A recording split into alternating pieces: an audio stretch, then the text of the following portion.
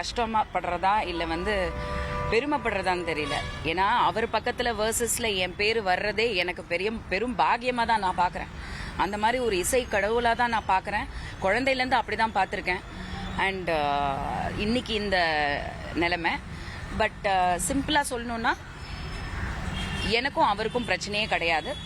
அவர் இசையமைச்ச பாட்டை வந்து சோனி நிறுவனம் முறைப்படி பணம் கொடுத்து நம்ம வந்து அக்ரிமெண்ட் போட்டு தான் வாங்கியிருக்கோம், இந்த படத்துக்கு நம்ம பயன்படுத்தலாம் அப்படின்னு.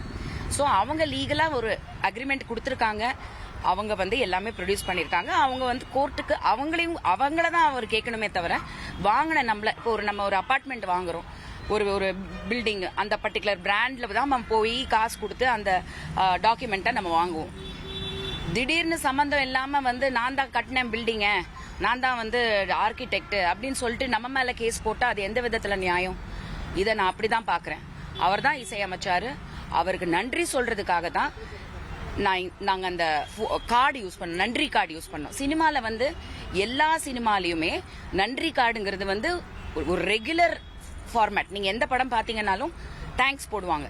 டைரக்டர்ஸ்க்கு போடுவாங்க, ப்ரொடியூசர்ஸ்க்கு போடுவாங்க, போலீஸ்க்கு போடுவாங்க, கவர்மெண்ட்டுக்கு போடுவாங்க. யார் அவங்களுக்கு அந்த படத்தில் ஏதோ ஒரு பர்மிஷன் கொடுத்தாங்களோ, ஹெல்ப் பண்ணாங்களோ கண்டிப்பாக போடும். அந்த மாதிரி நம்ம படத்தில் நிறைய நன்றி கார்டு இருக்கு. அவருக்கும் சேர்த்து நான் நன்றி, ஏன்னா அவர் தான் இசையமைச்சாரு. அந்த பாட்டு எனக்கு ரொம்ப பிடிச்ச பாட்டு, பயன்படுத்தியிருக்கேன், நன்றின்னு போட்டேன்.